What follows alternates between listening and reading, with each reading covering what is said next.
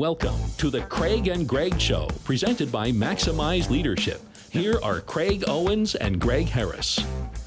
Hey, welcome to the Craig and Greg Show. I'm Craig. This is Greg. In our part of the country, I think summer is finally here, although in Michigan it's hard to tell if it's ever going to show up. But summertime tends to be a time where I think schedules get a little bit more relaxed and we're not quite as regimented. And I think that's a good thing to build that in, Greg, not just during the summer when there's kind of some holidays, but I think that for leadership in our organizations, I think some playtime is a pretty good thing to work in. Well, there's all kinds of quotes and good reminders, Craig, and you do a great job. I really think balance. Like, it's a priority to have some playtime. You have to build it in. This is not a great quote from a great movie, but all work and no play makes us a dull person. Right. And I think that's where leaders got to watch, like almost the thermometer of their team. Are we getting weary? Do we need a little fun? Do we need to go to a ball game, or do we need to go play something or have an event or shut down the office and have a ice cream social? What have you heard has really been well done by leaders? Maybe you've done them or you've watched them, where the leader gets it and calls time out. Yeah, I think that there's a balance. I like what you said, all work and no play, makes for a pretty stressful environment. But of course, if we do all play and no work, it makes for probably a bankrupt environment. Right. So we do have to get that work in there. But I think what leaders that I've seen that have done a really good job with a thermostat mentality, like, I'm going to feel what's going on and I'm going to click. I'm going to, click, and you're going to hear the switch. I need to cool some things down here. I need to bring some relief. But that goes back to, I don't know how many times that we've said it in our conversations. Leaders can't do that by sitting in their office by themselves and then just regimenting, like they're looking at their calendar saying, okay, well, it's time for this. It's time for this. Well, it might not be time for that. You're only going to know if you're out there walking around, if you're among the people and you can feel, hey, we need to have some playtime. We need to just have a little downtime here. Mm-hmm. I think maybe further into this episode, I'd like for you, and maybe I can add one or two good ideas, but you'll have 10. How do we create playtime? And what does that look like? I really do wonder about the weariness of workers and the weariness of leaders. Quarterly, month end, hitting the goals. It is a lot of seriousness to it. Even if you have maybe a fun product or a fun service your company offers, I think the taking the holiday, or maybe even you could use self-care, but I like the thermometer word if we can use it. How do you know when it is time for you as a leader first, forget the team for the moment, for the leader to say, I need to get off the treadmill? What are those signs? I'm not sure if this might be one of those kind of chicken and the egg, like which comes first. I think that it's important for leaders to rest from work, but why? I think it's so that we can work from rest. So I think that's got to be, I don't want to do my work out of obligation, or I don't want to do my work out of like, there's some artificial, I just have to make it until Friday. I just have to, make it until June and I can get some summer break.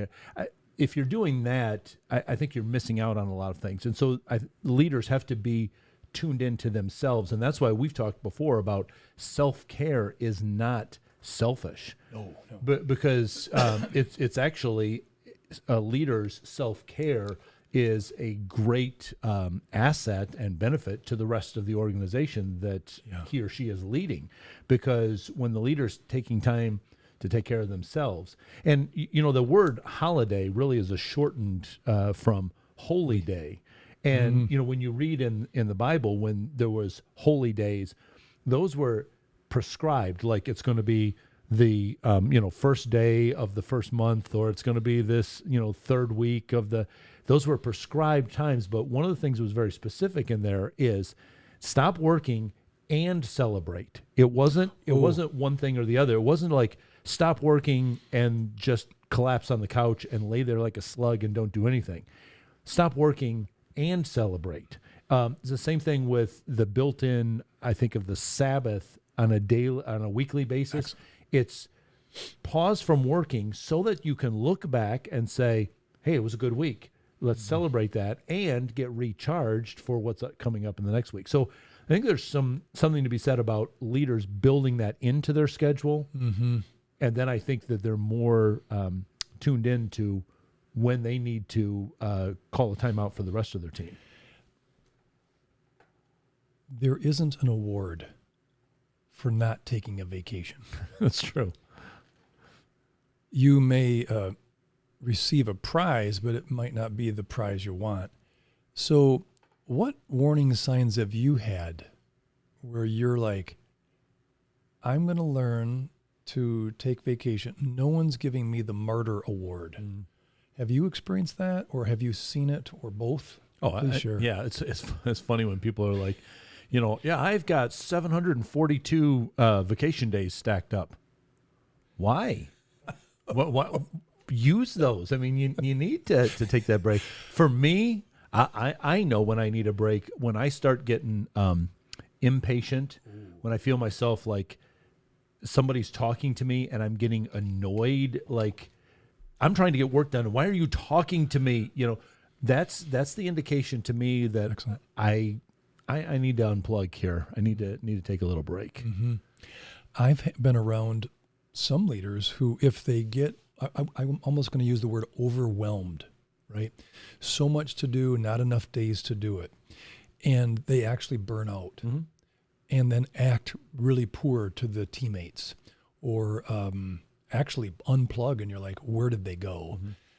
Warning signs for teammates now, as we switch hats from a leader.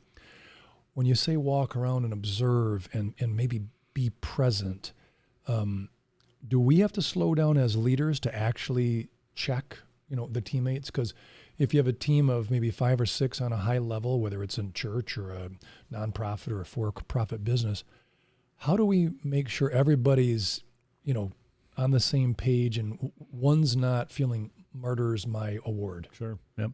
I think that much like love languages, that everybody speaks something different.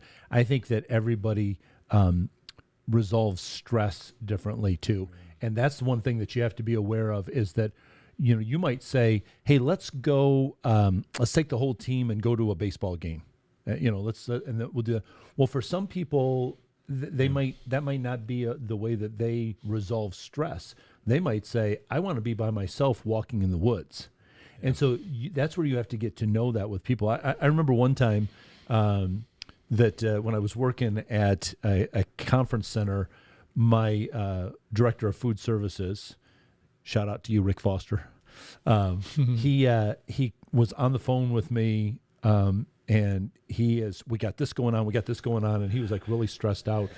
And so I got off the phone with him, and then I called him about 5 minutes later. I said, Rick, I need you to meet me over at the maintenance building. And he's like, what?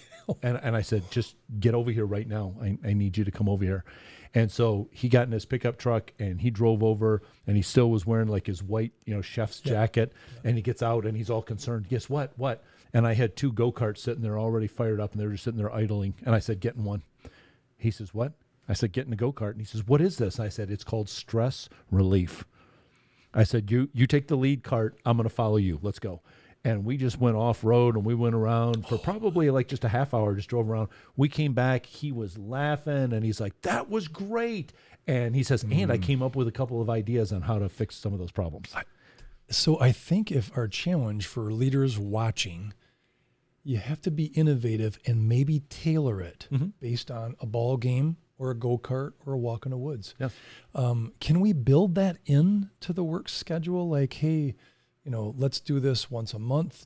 Are people receptive, or do you have to almost make it flexible? Like, Mary can't wait till the end of the month. Yeah. Absolutely. What do we do? And I think that it's okay to do for one person what maybe you can't do for everybody else. So you don't necessarily have to think of a whole group project. Although, again, it's fine to do that, to say something like, Wednesday morning is bagels. And so if you want to come in the morning, instead of everybody like just kind of clocking in at 8 o'clock and getting started, you can come in at 8:15. You can come in at 8:45. If you want to come right at 8 and get your bagel and just hang out.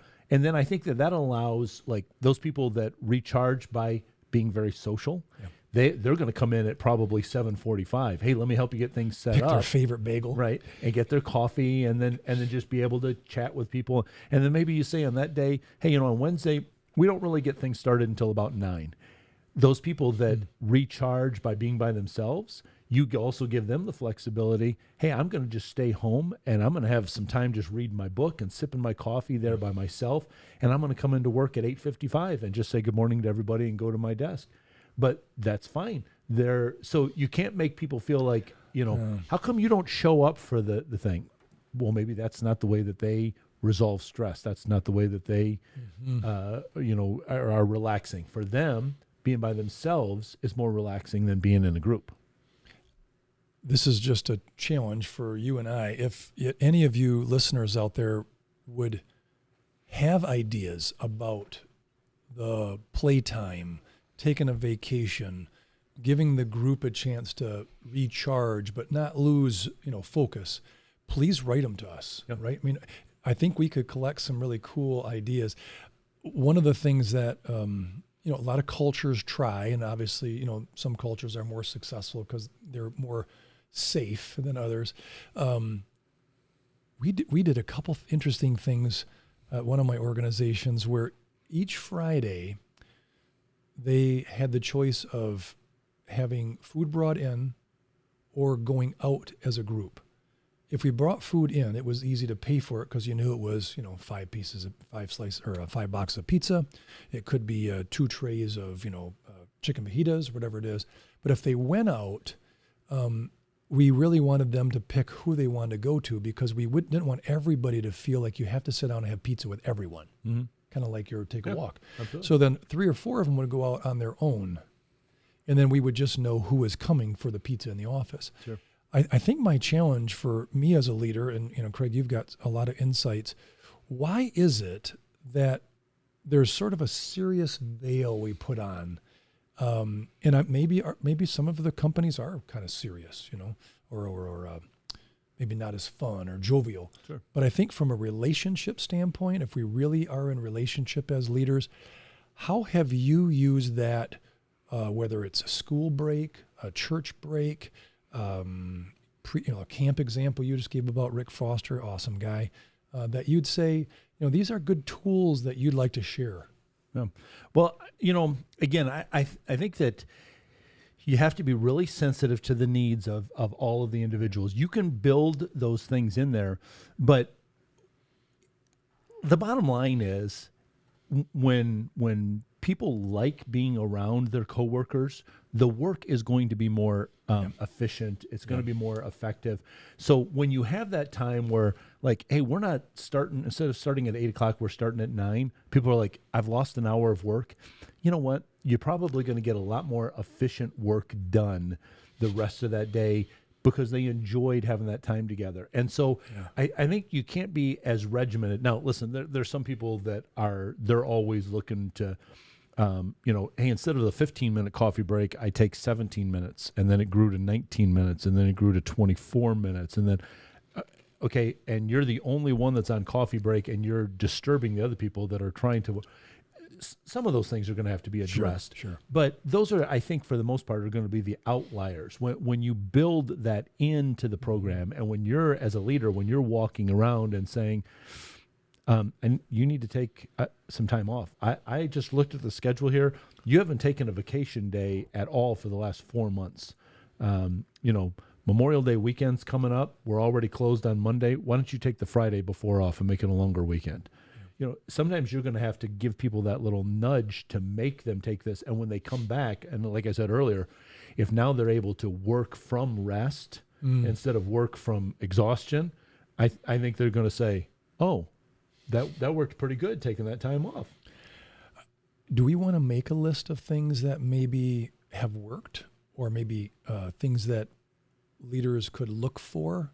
What would you suggest maybe to give them tools, on this episode? What would you suggest we do? Yeah, I think, you and I could certainly share, or Harrison can do this for us in the show notes on YouTube.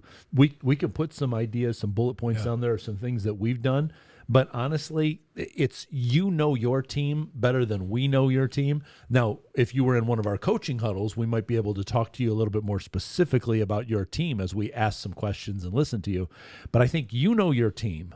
And so you're going to be able to say, look, this is what I know about myself, how I'm going to recharge. This is what I know about Sally. This is what I know about Bill. This is what I know about John.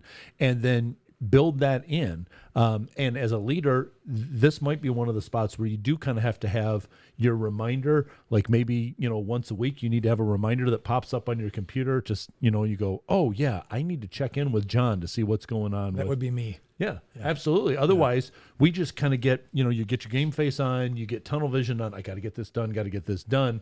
And you forget the day's over. And then you're like, oh shoot, I was going to check in with. So you need to have that reminder pop up there. So I think you can build in some regimented things, but the rest of it's got to be, what do I feel for my whole team? How do I help this person, this person, this person? How do I get with them individually? I think involve things where their families can be a part of it too. So, maybe if you say we're going to a ball game and bring your spouse and your kids with you, or we're all going to go to a park and have a picnic. We want everybody to come to that thing. Yeah. I think that that they're obviously, if they're at work with you, they're spending that time away from their family. So to do something else where they can include their family might be a nice touch too. Previous episode, we talked about self-care and that it's not selfish. I think as a leader, certainly making sure we develop leaders, that's one of our main roles in being leadership, is to help them create a habit of, hey, before the warning alarm goes off, take a holiday. Yep. But I think that it really is self-preservation, not selfishness. Yep. When we see someone who is struggling, I've tried this. Hey, I think Bill's not doing very well. Marty, you want to go talk to him real quick? And I've included another development chance for another leader who's on the team. Yes. And they might be closer, right? They might go out for, coffee in the morning and talk about sales or talk about, church or talk about, education, whatever. Certainly not the Tigers. Oh, he's got a shirt on. Well, there's lots to talk about with them. Well, yeah, that's a long coffee. But I wonder from that standpoint what you would add about a merging maybe or a developing leader. You put him in charge. Yeah, I would think before you say, Marty, why don't you go talk? You say, hey, Marty, I'm going to go out with Bill to get coffee. I'd like you to come with me. I'd like you to join. And then that way, especially if Marty's one of your emerging leaders or he's on your leadership team, then that way later on you could say, hey, the main reason why I wanted to get together with Bill was because these were the warning signs that I was seeing, and I just wanted to try to head something off. And then, so then that way later on you could say, hey, Marty, I think Bill needs another conversation. Can you do it by yourself this time? So I think having somebody watch you do it first and then giving them the freedom to go and do it. I think that you're passing the baton to them, and because sometimes if you were to just say, hey, Marty, go talk to Bill about what do I did you notice? Say I didn't notice. How so don't put them in that awkward place, but say, come with me first. And do this. Model it. Yeah. And then empower them to go do it. But let me, I kind of said this earlier, but let me just put this plug in here again. This is a prime example of what we do in our coaching huddles is you'll be with a group of people, but we're going to get to know you a little bit better. And then when you say, I'm struggling with something on my team. I'm sensing this, or how can I do? We can ask some questions. We can dive in a little deeper with you and help you personalize. What we share here on the Craig and Greg Show episodes are kind of just real generalized principles. But if you go to our website on maximizeleadership.com, look at the coaching huddles, you can fill in the form there and just say, I just want some more information on this, and we'll get back to you. But that's what we'll do in those huddles, is we'll just get real specific and real personal with you, and we can take these general principles and make them much more specific to you and your organization. So please check those out. That'll help you quite a bit. Do we have any finishing quote? The only thing that I would say is I read a lot of books. I see a lot of articles about people talking about work-life balance, and I hesitate with that word sometimes because it almost feels like somebody goes, well, I spent 40 hours at work, and so that means I need to have 40 hours over here. And that might not always be the case, because sometimes the season of life that you might be in, like I got a couple of friends that do lawn service. Well, this time of year, they're putting in 65, 70 hours. But when they get to the winter months, they might only be doing 15, 18 hours. And so don't like get frustrated by, well, this doesn't perfectly balance out. But I think it's really kind of just that being aware that I need to create some time over here. Or even saying, being aware, I realize how many hours I'm working, but this is what's coming down the road. So don't beat yourself up over it's not perfectly balanced. Right, equal. Yeah. It's got to be more fair what's right. Yeah, gotcha. Close it up. All right. So as I said before, check out our coaching huddles. Check out maximizeleadership.com. You can also follow us on Twitter at Maximize Podcast. You can also, if you want to just shoot a tweet to one of us individually, it's at Greg Harris, at Craig T. Owens. We'd love to get some feedback from you, especially, as Greg mentioned, share some ideas with us of how you yourself or you've helped your team kind of just relax a little bit and bring a little playtime, vacation time to your organizations. If you share those with us, we'll include them in the list and give you credit for it. And so then that way we can all learn and grow from that. So make sure that you subscribe as well on YouTube. Click the bell so you're notified every time that an episode of the Craig and Greg Show drops. Get in touch with Craig and Greg through Twitter at Maximize Podcast or at MaximizeLeadership.com. Be sure to subscribe so you don't miss any episodes of the Craig and Greg Show.